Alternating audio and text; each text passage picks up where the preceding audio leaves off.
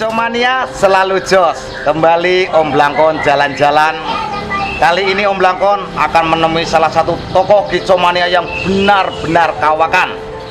Mungkin pemirsa juga bertanya-tanya siapakah beliau ini. Saya juga baru kali ini ketemu lagi karena beliau ini super sibuk. Baru kali ini Om Blangkon akan menyambangi beliau. Bersama Mbak Agil akan langsung kita sambut. Ya, selamat siang Mbak Agil. Ya. Selamat siang. Ya, Blangkon. Ini dia pemirsa, Mbak Agil ini adalah salah satu tokoh perburungan atau beliau ini adalah Kicomania sejati. Langsung saja kita kulik-kulik ini. Mbak Agil, gimana Mbak Agil? Kabarnya sehat? Alhamdulillah sehat. Alhamdulillah.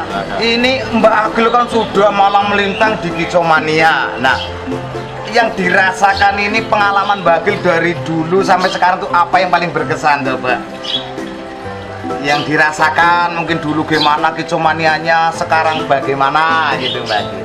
Kalau diperbandingkan Kicomania tahun sekarang sama dulu memang beda jauh. Oh, beda jauh. Oke. Dulu boleh dikatakan penggemarnya belum merata. Tapi sekarang ini penggemarnya lebih pesat. Lebih pesat dan lebih merata ya. Karena orang tahu kalau burung itu tadinya murah, kalau sudah masuk ke lapangan itu paling harganya menaik melambung tinggi. Wah. Gitu. Jadi Sekarang berbondong-bondong untuk melihara burung untuk dikonteskan di lapangan mana aja. Terutama di Sukamulya ini termasuk pencetak burung yang kelas-kelas tinggi. luar biasa. Itulah pemirsa, salah satu kenangan ataupun yang menjadi konsen dari Mbak Agil selama ini, yang dulunya Kicomania hanya terbatas beberapa kalangan, tapi kali ini dari semua kalangan, dari kelas bawah sampai atas, dan khususnya di Sukamulya ini yang sebagai pencetak atau pabrik kicauan-kicauan papan atas, luar biasa. Nah, ini lagi juga Mbak, ini kan sekarang banyak burung-burung baru menjadi burung lomba seperti pleci, labet yang tadinya tidak diperhitungkan sekarang masuk ke arena. Nah, itu apa kira-kira penyebabnya itu, Mbak? Oh ya, bisa langsung seperti itu gitu loh. Kalau untuk pleci sendiri ya, sekarang bahannya termasuk murah. Ya, murah. Samping murah, itu masyarakat kejangkau. Kejangkau, iya. Katakan pleci adalah burung murah tapi indah. Wah, iya. Masuk kicaunya, bulunya, apanya terus masuk indah. Bulunya, warnanya menyenangkan, betul. Jadi semua bisa kebeli, dari anak-anak sampai semua orang tua bisa beli. Dan labet, memang itu labet termasuk enak diternak. Enak, mudah diternak. Kalangan yang dari rendah ke menengah kejangkau. Itulah pemirsa.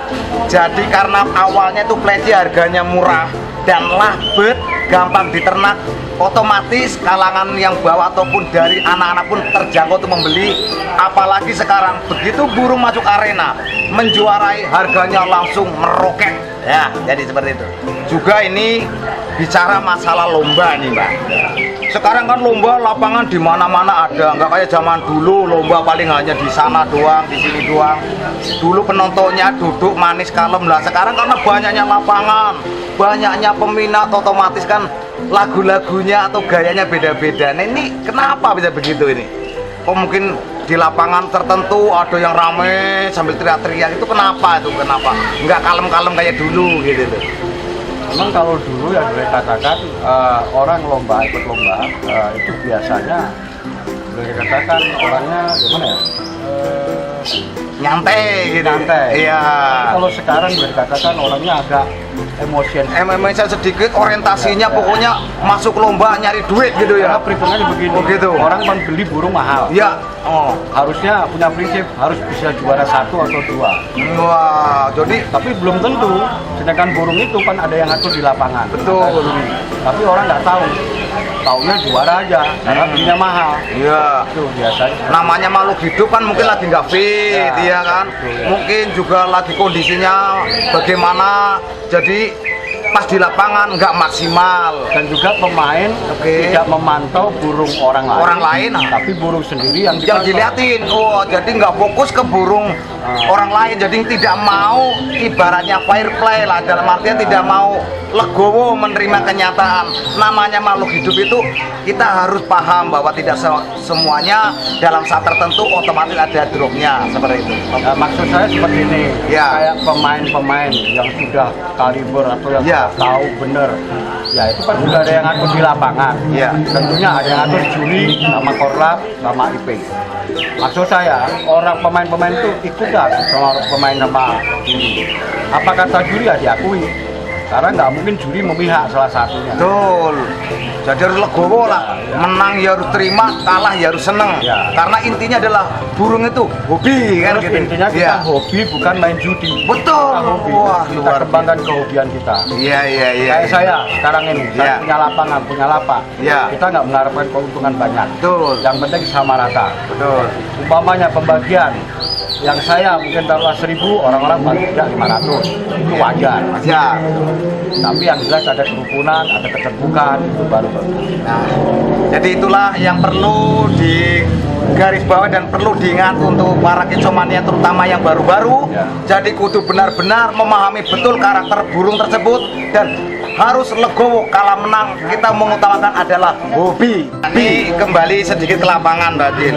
Dari pengalaman sekian tahun, bagaimana kalau untuk sistem penjuriannya di lapangan itu, juri-juri itu dalam melihat burung itu seperti apa sih? Yang calon juaranya secara umumnya aja gitu, secara umumnya aja. Secara umumnya begini, kalau murai lah. Siap. Paling enak itu menilai murai. Murai kan patternnya pattern tempur. Tentunya kalau dalam bertanding, murai akan mengeluarkan isian-isian yang paling menonjol. Tentunya kayak mungkin murai tapi berisikan lagbet atau cililin atau mungkin tengkek, macam-macam. Jadi lagunya harus ada. Oke. Tidak sembarangan juri penilainya. Oh gitu. Kalau hanya bunyi ngukluk, kita boleh katakan itu aja mungkin nggak akan masuk. Oh. Jadi seperti itu ibarat mencetak seorang artis atau penyanyi. Contoh tadi murai harus penuh dengan isian seperti labet, cililin dan lain-lain. Jadi dalam pembawaannya harus lagunya harus jelas. Jadi benar-benar ibaratnya penyanyi itu lagunya, durasinya dan lain-lainnya harus komplit gitu ya. Karena Mbak Agil ini benar-benar sudah biasa melalang buana dari arena ke arena. Harapannya terhadap kicomania Nusantara ini gimana untuk kedepannya supaya tetap gimana selalu akoto ya, semoga. Saya mengharapkan kepada masyarakat umumnya, tentunya kayak pemain, kalau ingin mengembangkan hobi silahkan main di kicomania. Nah ini harus sadar juga, jangan membawa burung, jangan menguji burung sendiri, tapi harus kita mantau burung lain. Jadi marilah kita berbondong-bondong untuk memainkan kicomania yang lebih bagus, rapi, jeli. Itu mau saya. Simple harapannya, berharap semua kicomania selalu mengedepankan sportivitas. Intinya seperti itu. Main dimanapun harus berani legowo, kalah menang bukan tujuan utama, tapi kita mengedepankan hobi. Luar biasa harapan dari sesepuh kita, salah satu tokoh pemain perburungan di wilayah Tangerang yang saat ini selaku sesepuh dari Sukamulya BC. Kicomania selalu jos.